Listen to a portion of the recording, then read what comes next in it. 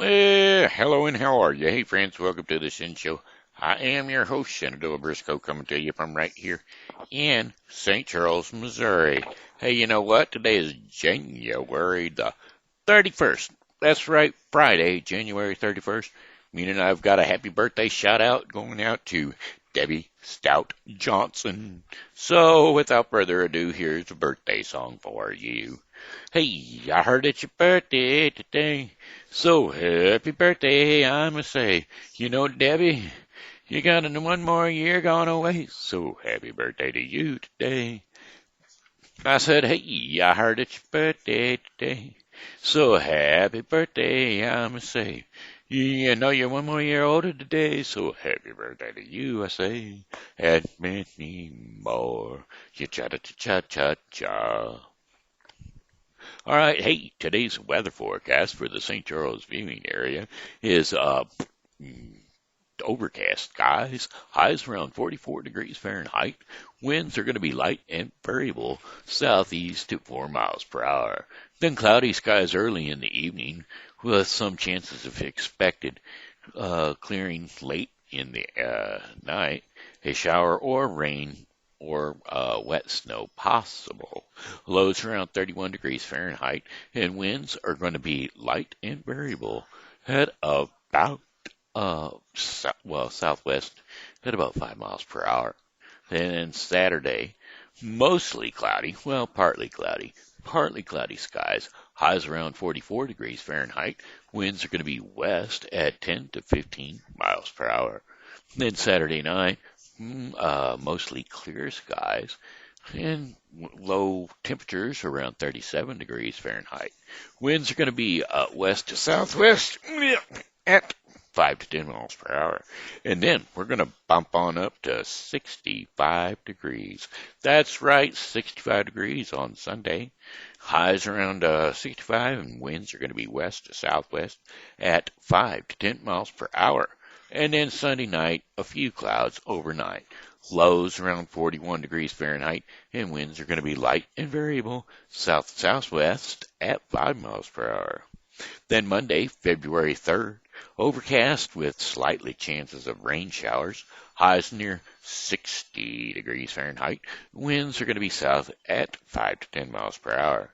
And then cloudy skies early in the evening with showers later on at night. Lows around 43 degrees Fahrenheit, and winds are going to be southwest at 5 to 10 miles per hour. Chances of rain, 50%. And then we've got 46, blah, blah, blah. Then we've got Tuesday. That's right, Tuesday, cloudy with occasional rain showers. Highs around 46 degrees Fahrenheit.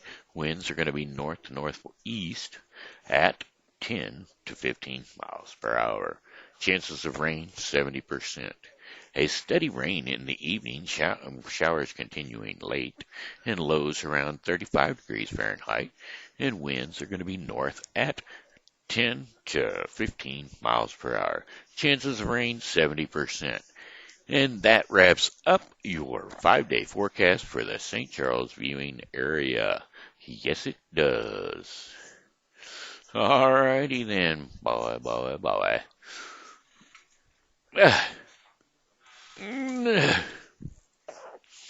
Sorry about that spasm.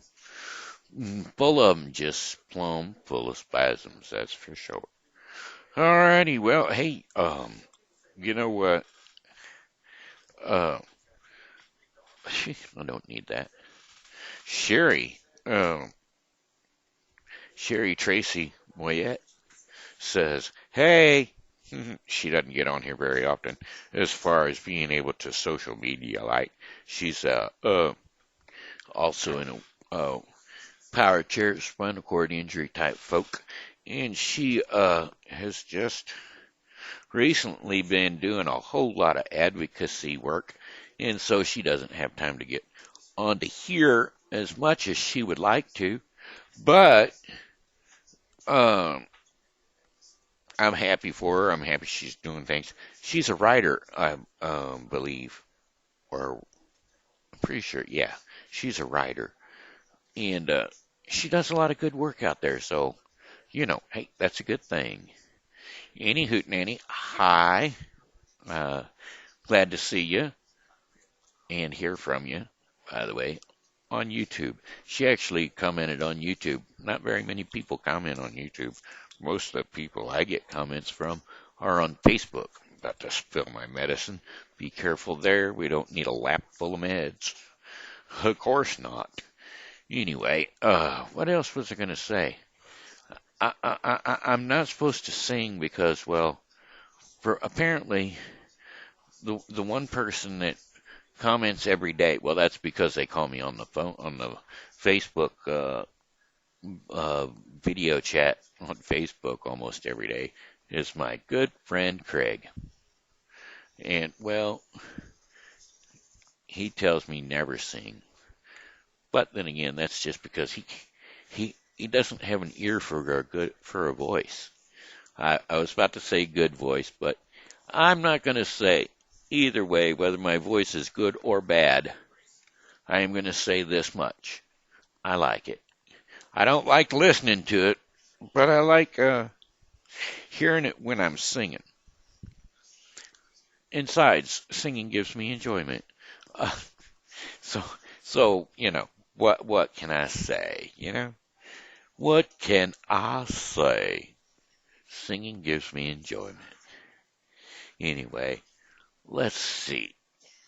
I think most of the time when me and Craig talk, we talk about my GMC pickup truck. But there are times that we do talk about my military experience and why I was booted out. Well, I tell you what, let me go ahead and start you from the top of that.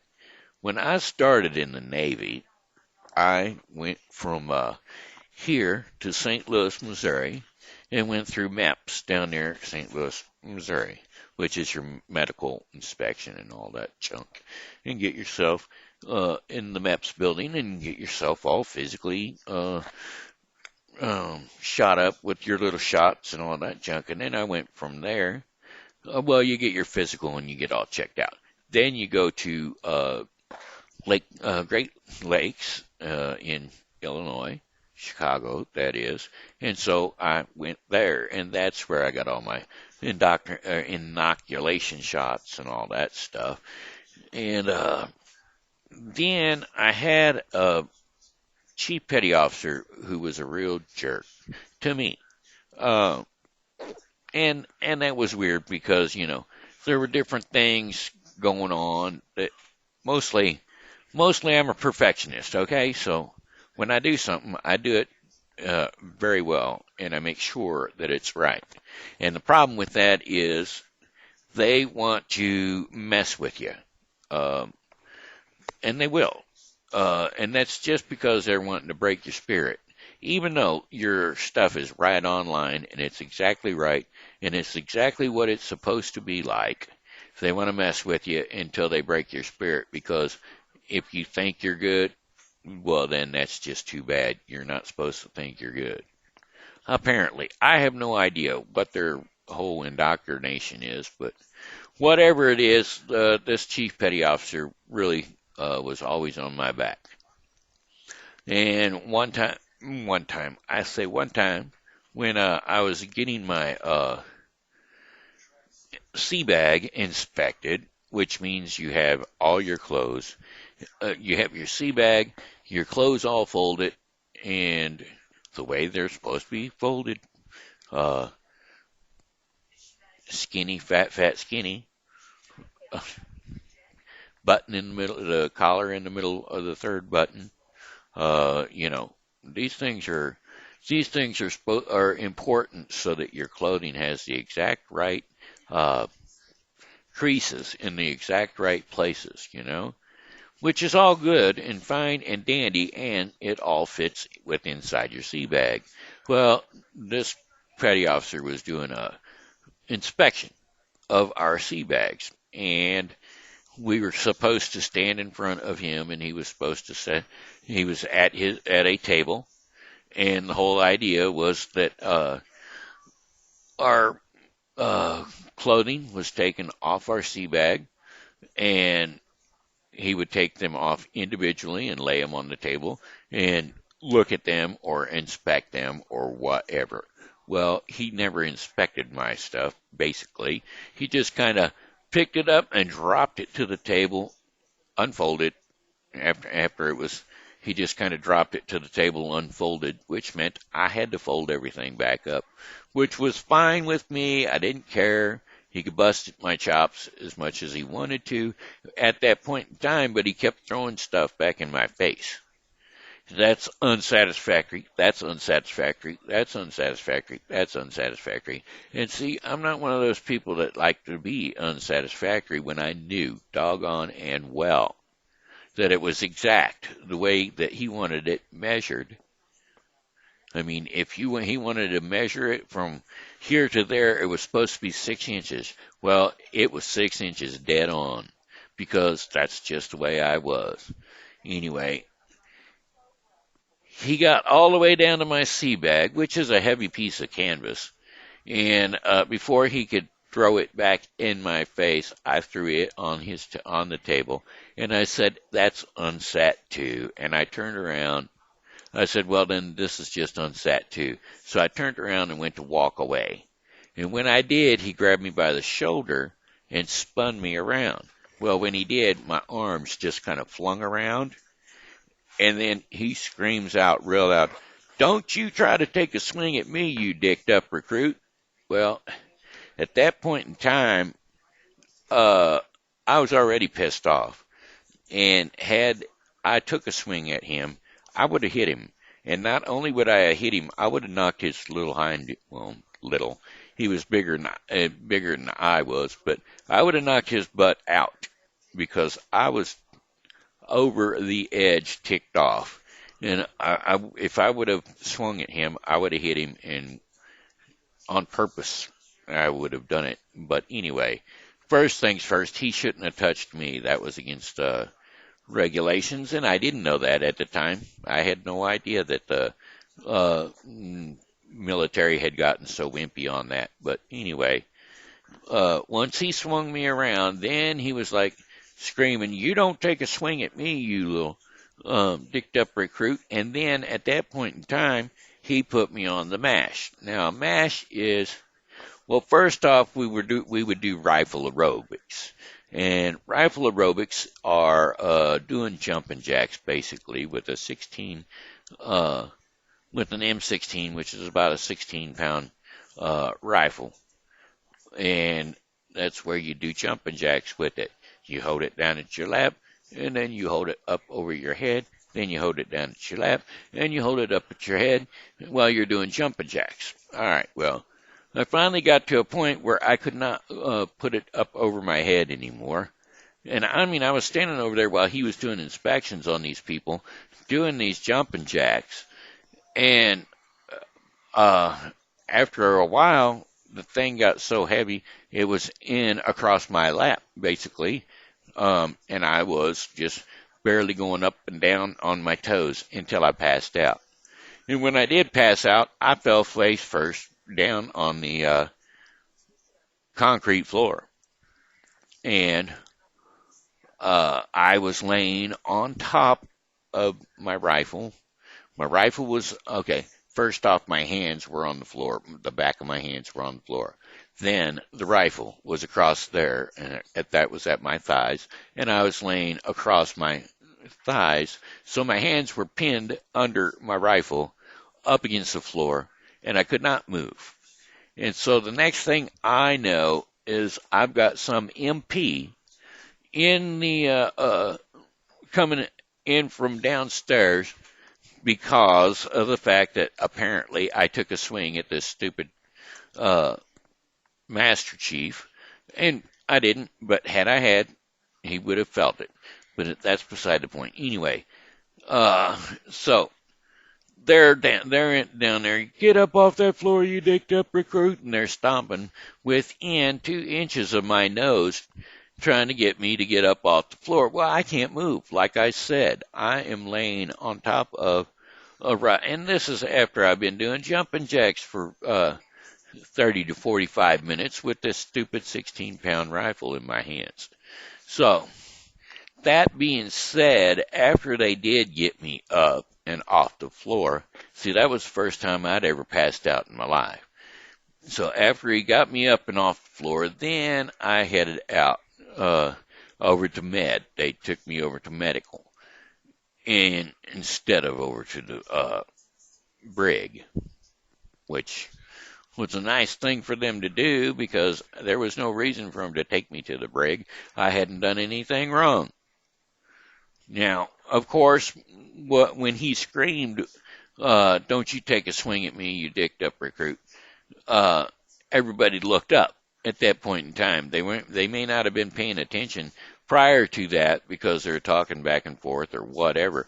But whenever they looked up, yeah, I was going around in that circle with my arms just flailing around. But that's when that a lot of my friends assumed that I was taking a swing at him. But enough of them learned later on that if I was taking a swing, it would have hurt him. But that's beside the point. Anyway, I had passed out several times after that while I was in my boot camp training. And then after I got from there, Chicago, I went to Millington, Tennessee, which is outside of Memphis. And in Millington, at that point in time, I went to aerospace. Aerospace. I went to as AMS specialist, which I didn't even know why they stuck me as an AMS specialist. But I found out later why they stuck me as an AMS specialist. Aircraft structural mechanic is what an AMS is. Now, why they put the M in the middle, I don't know, but that's military. Who knows? They've got their own reasons for whatever they want to do.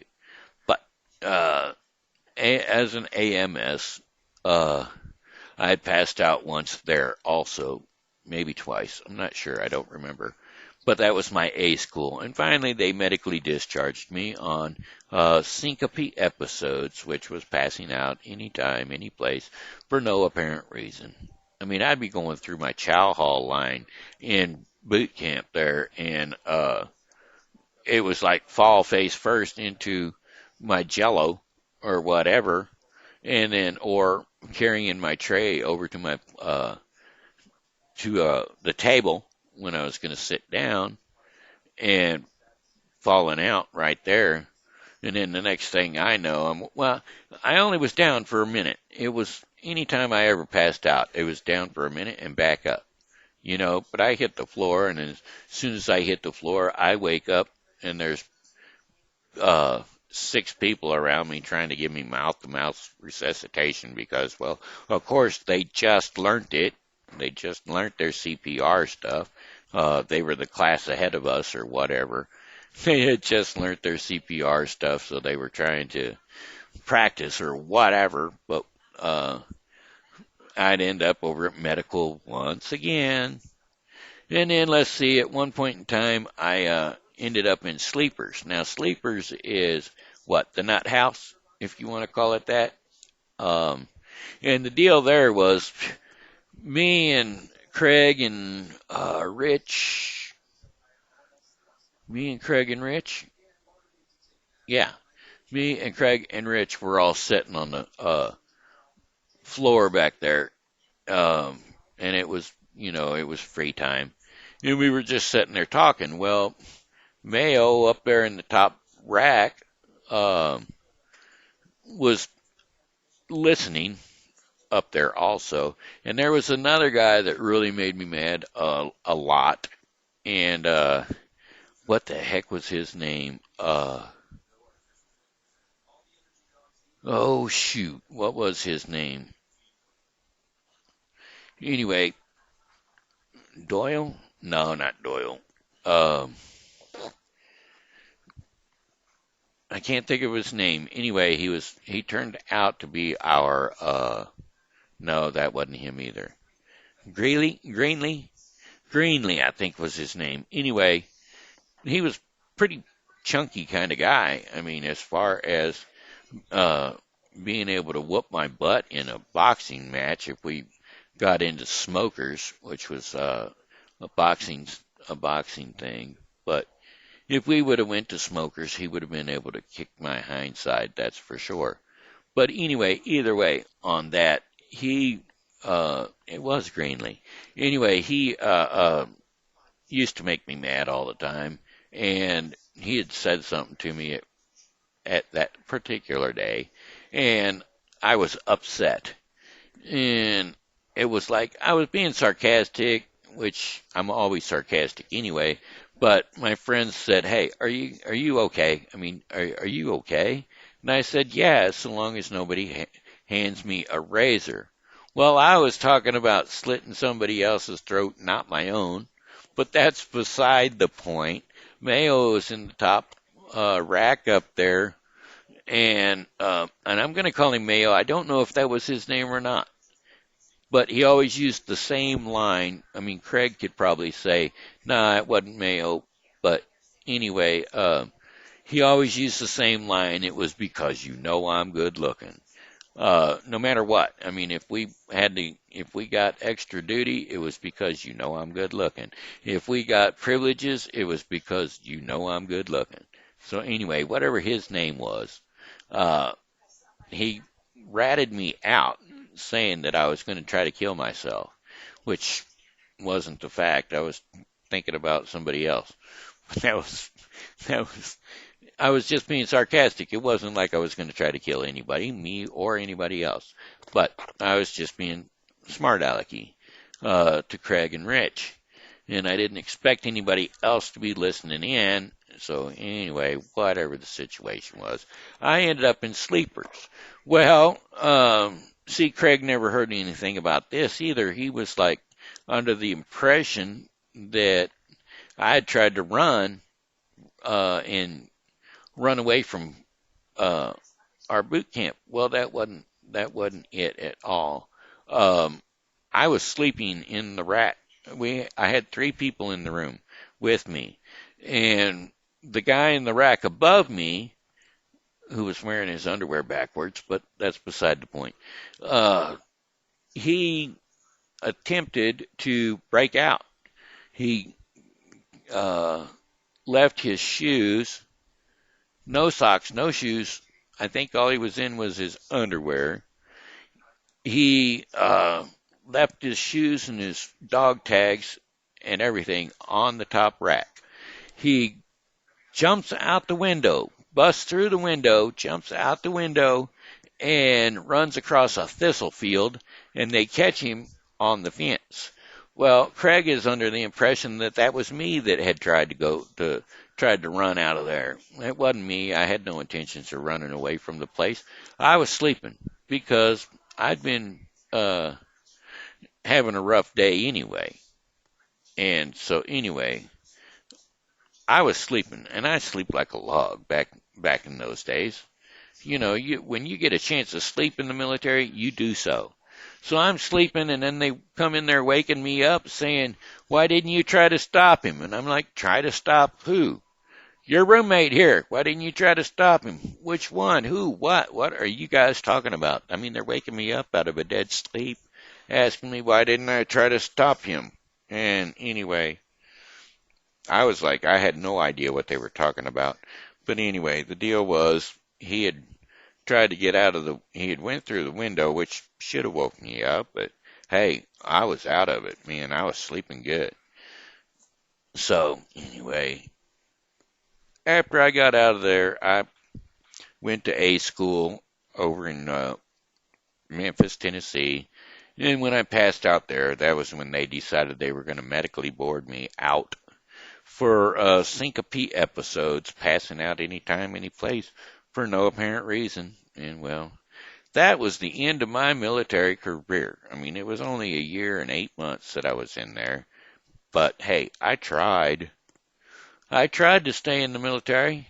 So anyway, if any of y'all are wondering why I'm a medically discharged uh, naval, uh, actually, I was actually an airman, a naval airman, but that's why I was discharged. It didn't have anything to do with putting me in this chair.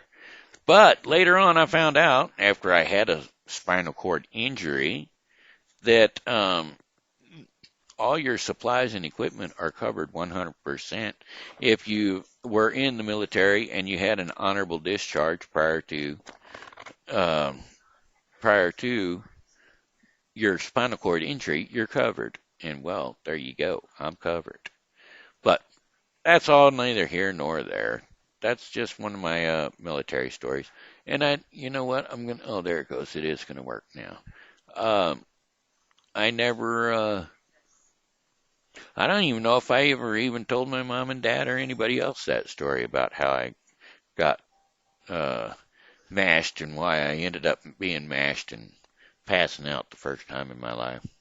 But either way, that was it right then and there. Eh. Anyway, hey, look, it looks like it's about time for our portion of the program called Our Daily Bread. So today's devotion is called Going, Going, Gone. And by the way, if you're going to be tuning into the Bible with Briscoe, we will be covering Exodus 25 through 26 and Matthew 20:17 through 34.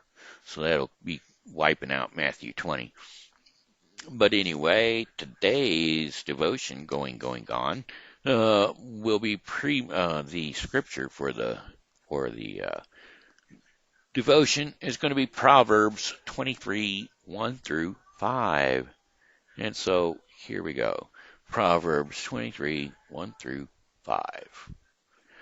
When you sit to dine with a ruler, note well what is before you, and put a knife to your throat. If you are given to gluttony, do not crave his deliciaries, for that food is deceptive. Do not wear yourself out to get rich, and do not trust your own cleverness. Cast but a glance at riches, and they are gone, for they will surely sprout wings and fly off to the sky like an eagle. And that was that. Proverbs 23, 1 through 5. Everything was going, going, and gone. Alrighty, that does it. So, tune into the Bible with Briscoe if you would. And that does it for today's Shen Show. I'd like to thank you for tuning in. I got one song for you, though, which I didn't sing today. This is just, it was a story day. So, anyway, here we go. Well, it's a goodbye, my friends. It's a time to go. Goodbye, my friends. It's time to go. I hate to leave you, but I really must go. So goodbye, my friends. Goodbye. This here's been Shenandoah Briscoe saying hello and how are you? Thanks for tuning in to the Shen Show, and as always, you know God loves you, and so do I. So be blessed in Jesus' name, and come back and see me again tomorrow because, well, I'll be here, and I hope that you are too.